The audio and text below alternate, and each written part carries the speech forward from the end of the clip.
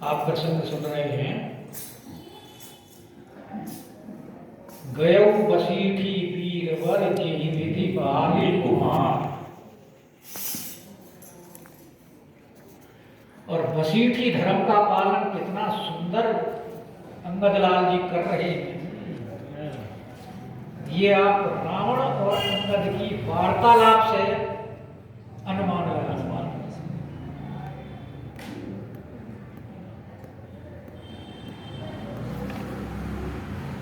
और दोनों का वार्तालाप बड़ा सुंदर चल रहा है और इतना उत्तेजित कर दिया रावण को अंगदलाल ने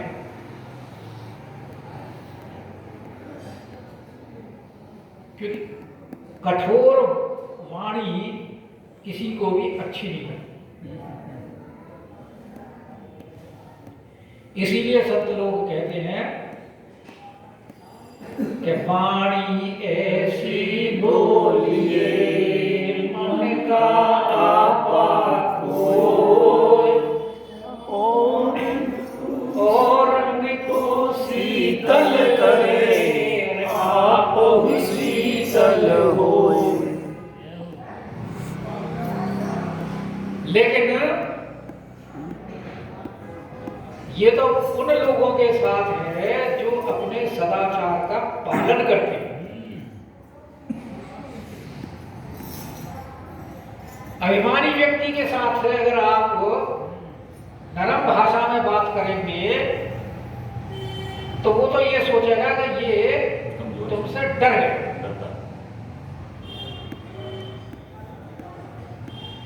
इसीलिए सठों के साथ में शास्त्र कहता है सठी साठ्यम समाचरेत। सठ यानी दुष्ट लोगों के साथ उन्हीं की भाषा में बात। तो रावण तो महाअभिमानी व्यक्ति है।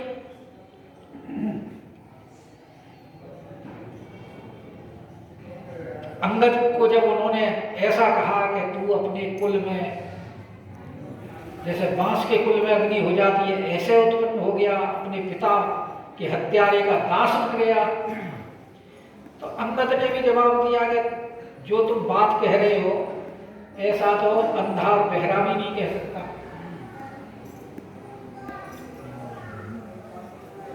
और कहते हमने आपको देखा है कि आप कितने धर्मात्मा हैं।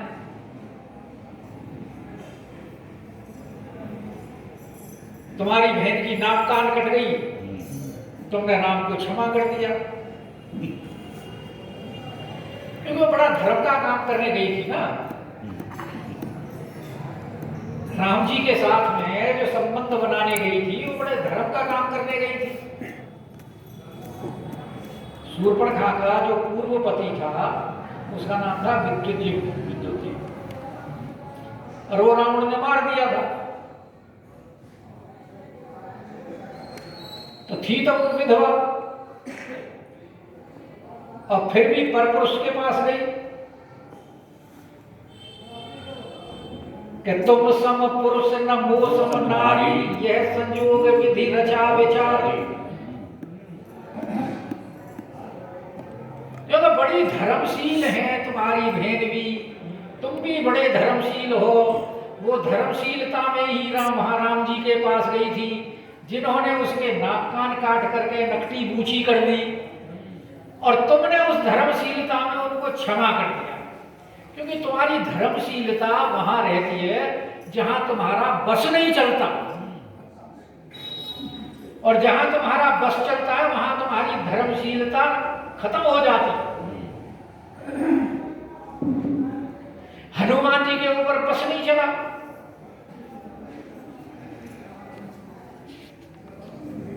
और जो कुबेर का दूत था उसके तुमने टुकड़े करवा दिए।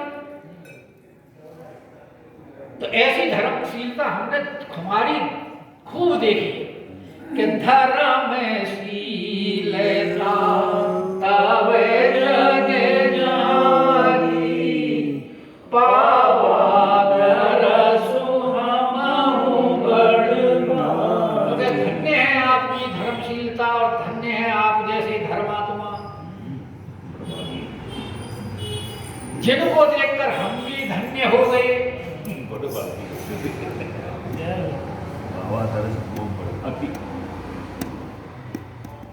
तो वैसे तो कहा यह जाता है कि अगर संत के दर्शन किए जाएं तो संत का जो प्रभाव है वो दर्शन करने वाले के ऊपर पड़ता है, जिससे उसके पाप नष्ट होते हैं। लेकिन अगर पापी व्यक्ति के संपर्क में रहा जाए तो उससे संपर्क में रहने वाले को भी पाप लगता है। जैसे कोई बधिक है तो मारने वाले को तो पाप लगेगा ही, उसके अनुमोदन करने वाले को भी पाप लगता है।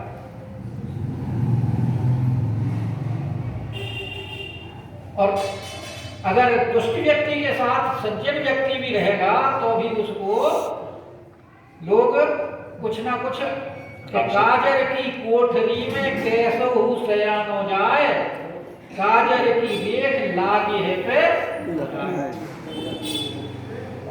ठेके में खड़े होके गिलास में तुम दूध भी पियोगे तो लोग क्या समझेंगे?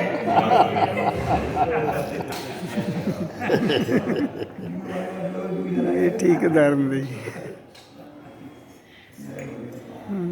तो वही ये कह रहे हैं कि पावा तर सुहानो बड़ भागी कहने का तात्पर्य उनका ये है कि उसको, रावण को ये कह रहे हैं कि तुम्हारे दर्शन से, तुम्हारे जैसे पापी के दर्शन करने से हमें भी पाप लग गया। बड़भागी ब्याज से उसको पापी बता रहे हैं। और रावण सुन करके क्रोधित हो कि जनि जल पसी जड़ जंतु कपि,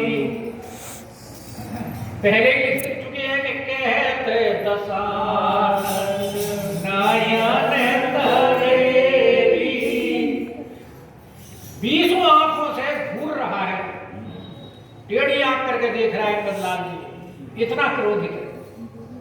और क्रोध में कहता है कि जनि जल पसे जड़ जंतु कपि, अरे जड़ जंतु वानर,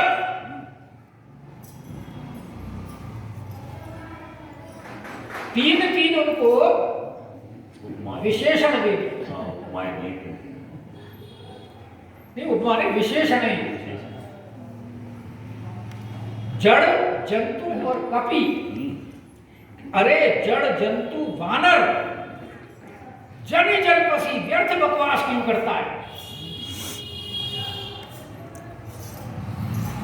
अरे दुष्ट, सठ बिलोक मम बाप, अरे मूर्ख मेरी भुजाओं को देख।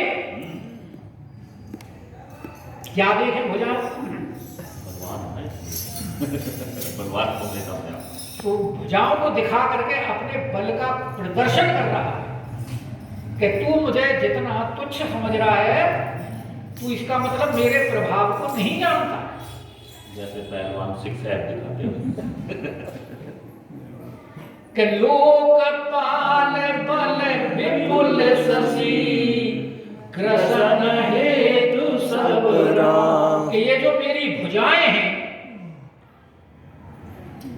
इन भुजाओं ने समस्त लोकपालों के बल को नष्ट कर दिया।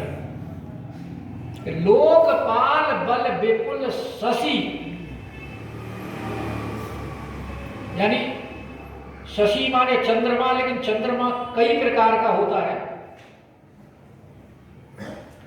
यश रूपी भी चंद्रमा होता है,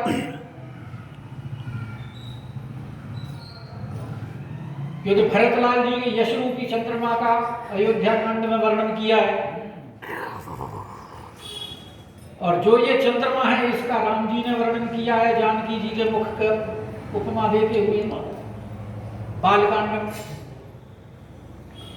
तो यहां ये कह रहे हैं कि जो लोकपालों के बल का जो विपुल शशि, यानी जो चंद्रमा था यश का, समस्त लोकपाल मेरे द्वारा पराजित हो गए हैं। यम कुबेर इंद्र इत्यादि सबको मैंने पराजित किया है। तो ये मेरी जो भुजाएं हैं ये उनके यश रूपी चंद्रमा को ग्रसित करने के लिए राहु के समान, इनको तू राहु के समान समझ, क्योंकि ग्रहण जो होता है राहु के द्वारा ही होता है ना। तो कहता है इनको राहु समझ के पुनि नभ सर नाम कर निकर।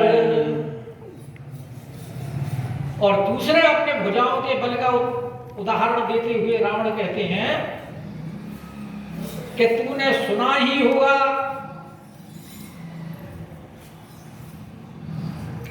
कि आकाश रूपी तालाब में नभ सर, पुनि नभ सर मम कर निकर, कमल निपर करवा। कि मेरी जो भुजाएं हैं इन भुजाओं को तुम ये समझो कि तालाब है, और तालाब में क्या खेलते हैं? कमल।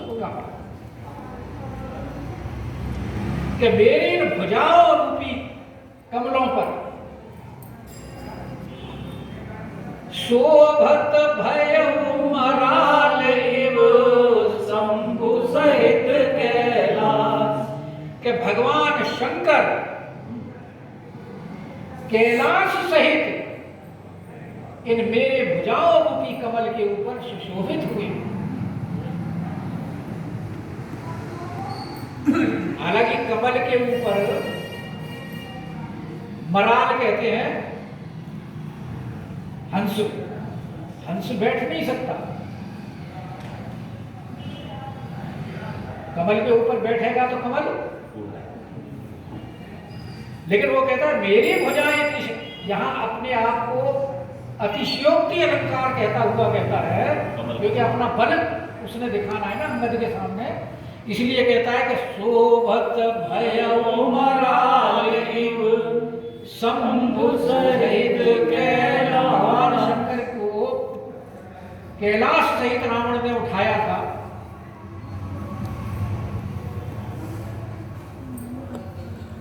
तो उस समय का जो दृश्य है उसका वर्णन करते हुए रावण कहता है कि आज तक ऐसा और कोई नहीं कर पाया जैसा मैंने किया। मैंने कैलाश में किस चक्कर में, हालांकि उसी समय रावण ने इसको जीती थी, भगवान शंकर ने अंगूठे से कैलाश को दबा दिया था और उसके हाथ दब गए थे। तो आप जो रावण द्वारा गाया हुआ स्त्रोत सुनते हैं ना, जटाटवी धगज्जल है प्रवाह पावित स्थले, वो स्रोत उसी समय रावण ने गाया।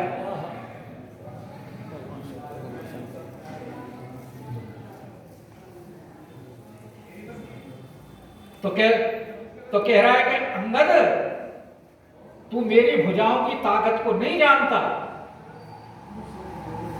मेरे समान शक्तिशाली इस विश्व में कोई नहीं है, और जिनके बल पर तू यहां मुझे ललकार रहा है वो तो कुछ भी नहीं है। कि तुम्हारे कटक मांझे सुने अंगद, तुम्हारे कटक के मध्य में, यानी जो तुम्हारी सेना है, सुन उसमें कौन कौन है। ये मोसन भेराई कावन जो, बता कौन सा ऐसा योद्धा है जो मेरे से लड़ सकता है। अरे तुम्हारे सबसे पहले जिनको तू अपना स्वामी कह रहा है और उनके लिए संबोधन कर रहा है प्रभु, तो प्रभु का मतलब तो प्रभु ही होता है, वो तेरा प्रभु होगा, मेरा प्रभु नहीं है।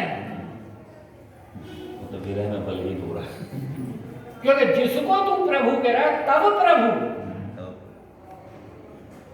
इसलिए स्पष्ट कर दिया तब प्रभु, मेरा प्रभु नहीं है। कि तब प्रभु नारी विरह बलहीना, जिसको तू अपना प्रभु कह रहा है वो तो स्त्री के दुख में इतना दुखी है कि वो तो बलहीन हो गया। उसकी शक्ति विरह में क्षीण हो गई। क्यों? विरह ऐसा ही होता है।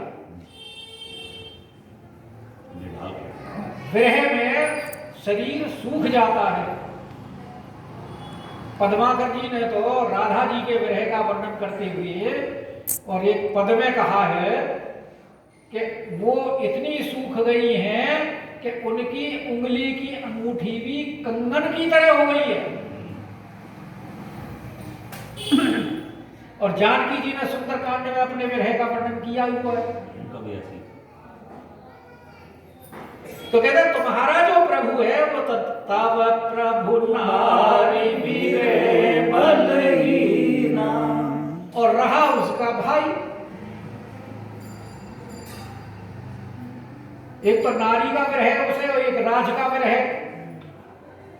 राज तिलक होते होते और बन को भेज दिया, और उसका भाई जो है वो अपने भाई के दुख में दुखी है कि अनुजता सुदुख दुखी मलीना, और तुम सुग्रीव। अब रहे उनके सेनापति। भाई पहले राजा का नंबर, उसके बाद सेनापति का। तो अब उनकी भी सुन लो कि तुम सुग्रीव कुल तुम दो, कि तुम तो ऐसे हो जैसे तट के ऊपर स्थित वृक्ष। कब प्रबल धार आई और कब कटाव हुआ और कब वृक्ष गिर गया। तुम दोनों तो तट के वृक्ष हो, और फिर दोनों में स्पर्धा है। क्योंकि तुम्हारे अंदर ये स्पर्धा है कि गद्दी पिता के बाद मुझे मिलनी चाहिए थी, सुग्रीव बैठ गया। और सुग्रीव के मन में स्पर्धा ये है कि कहीं ऐसा ना हो कि ये मेरे से धोखा करके मुझे हटा करके खुद बैठ जाए। तो तुम तो दोनों आपस के ही द्वंद्व में फंसे हुए हो, और इसीलिए सेना में लड़ने भी आगे नहीं आओगे मेरे से, पीछे ही पीछे रहोगे। क्योंकि जो जिएगा वही तो राज करेगा, और आगे युद्ध में लड़के मेरे से मारा गया तो राज कैसे करेगा। इसलिए तुम्हारी योद्धाओं में गिनती नहीं है कि तुम सुग्रीव कुल द्रुम दो, और अनुज हमार वीर हरिसो, और रहा हमारा भाई विभीषण। तो उसने तो जिस दिन के सिंधु पार सेना सब आई, और वो तो डर के स्वयं ही भाग गया, यहाँ से वानरों में जाकर के मिल गया।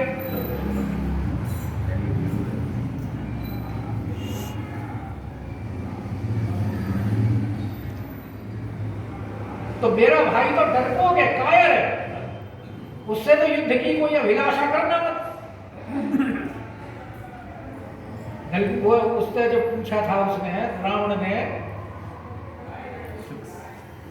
सुखरसारण से, तो सुग्रीव को यही तो कहा था कि वो तो डरपोक है भाई। बाद में राम जी ने कहू तप सिंह के बात बहोरी, जिनके हृदय त्रासित मोरी। उससे पहले भी भीषण का ही हाल पूछा है, तो उसमें कहा कि वो तो डरपोक है, वो तो युद्ध कायर है। तो कह रही यहाँ भी यही कह रहे हैं कि वो तो अनुज हमारे वीर सो। और भाई रही जामवंत की, तो जामवंत मंत्री अति बूढ़ा, वो तो इतना बूढ़ा है कि उनकी तो बूढ़े जो ज्यादा बूढ़े व्यक्ति हो जाते हैं उनकी तो गिनती मरे हुओं में होती है।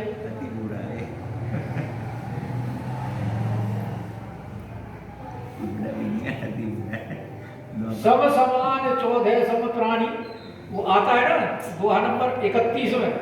ऐसे रूहानी व्यक्ति जो है ना ख्याली पुलाव बहुत बनाता है, वही बनाता है जो नहीं, वो चौधे जो नाम दिए हैं उसमें ये नाम आता है।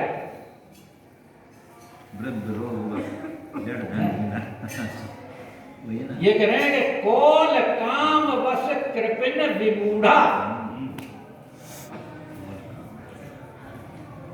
इनको मारने में कोई बढ़ाई नहीं है। मुएऊ बधे नहीं कछु मनुसाई, मरे हुए व्यक्ति को मारने में कोई बड़प्पन नहीं है, कोई बड़ाई नहीं है। तो वो कौन कौन है मरे हुए व्यक्ति? उसमें गिनाए हैं कौल काम बस कृपिन विमूढ़ा, कि वाम मार्गी, कामी, कंजूस और अत्यंत मूढ़, अति दरिद्र अजसी अति बूढ़ा, अति दरिद्र, बदनाम और बहुत बूढ़ा,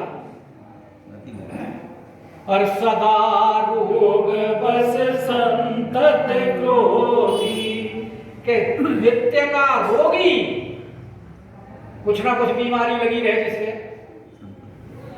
और निरंतर क्रोध करने वाला, विष्णु विमुख श्रुति संत विरोधी, और भगवान विष्णु से विमुख, वेद और संतों का विरोधी, तनु पोषक निंदक अघकानी, और जो अपने ही शरीर के पोषण करने में लगा रहे, और जो पराई निंदा करने वाला हो, और जो पाप का खाता हो, महान पापी हो, तो जीवत सब समझोधे प्राण, ये 14 प्राणी जो है ये जीते हुए मुर्दे के समान है। और यही बात रावण यहां कह रहा है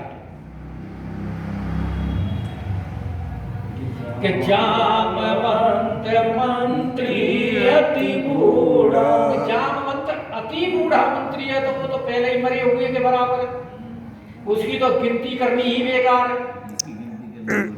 सो की होई अब समरारूढ़ा, वो तो अब लड़ाई के मतलब का है ही।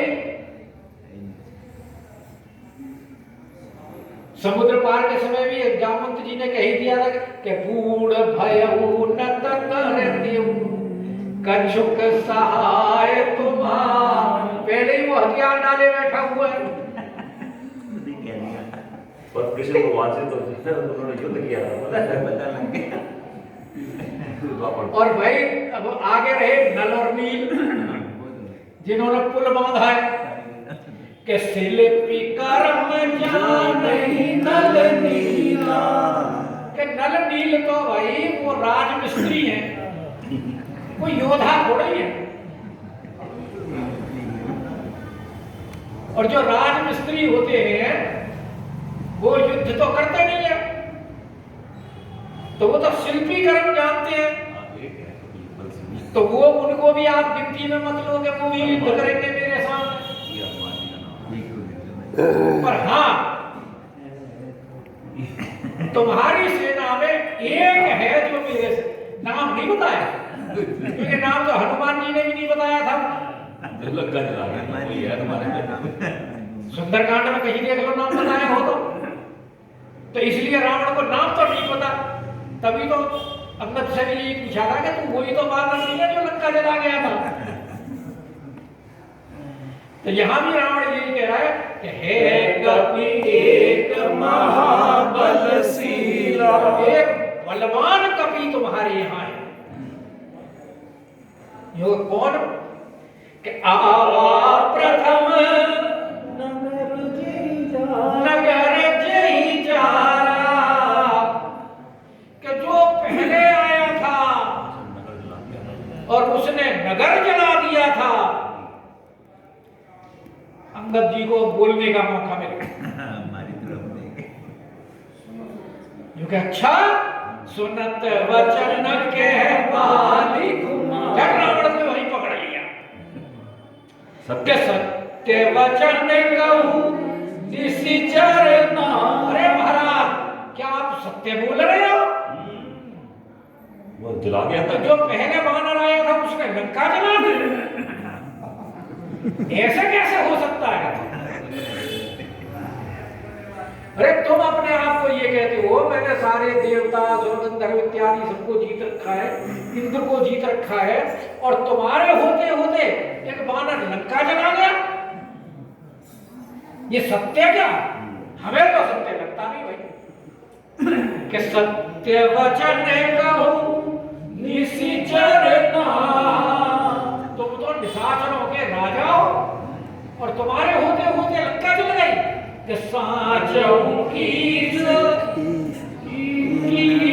पूर्णता, क्या वास्तव में वानर ने लंका जला दी?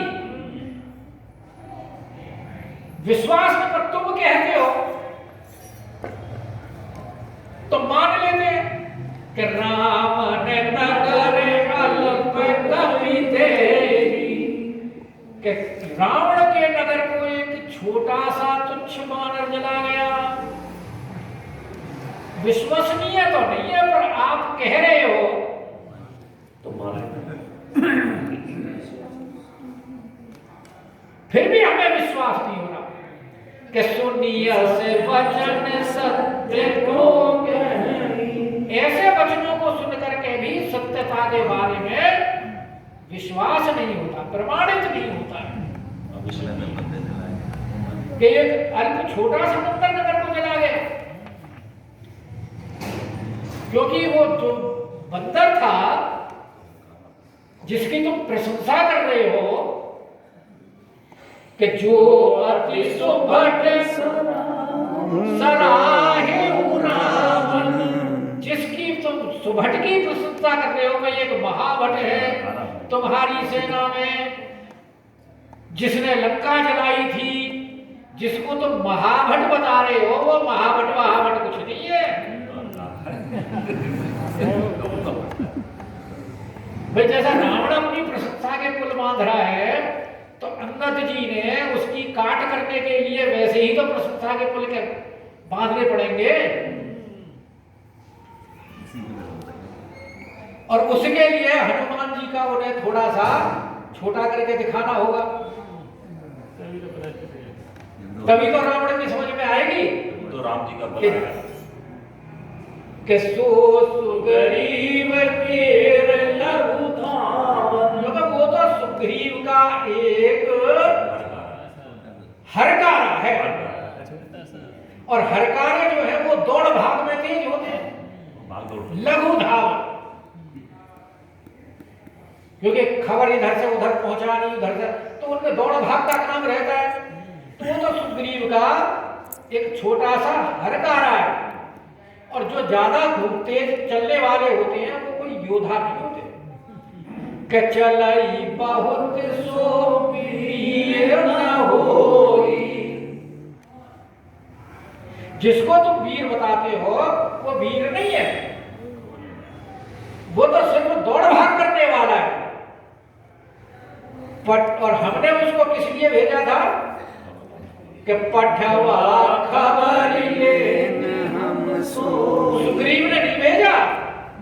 सुग्रीव तो भेजना ही नहीं चाहता था, क्योंकि ये क्या करेगा, ये तो खबर लेने वाला है, ये कोई योद्धा थोड़ी है।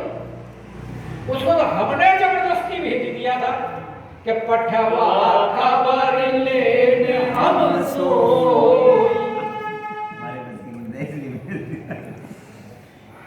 सुग्रीव तो उसे भेजना ही नहीं चाहता, तो हमने भेज दिया कि जा भाई खबर ले।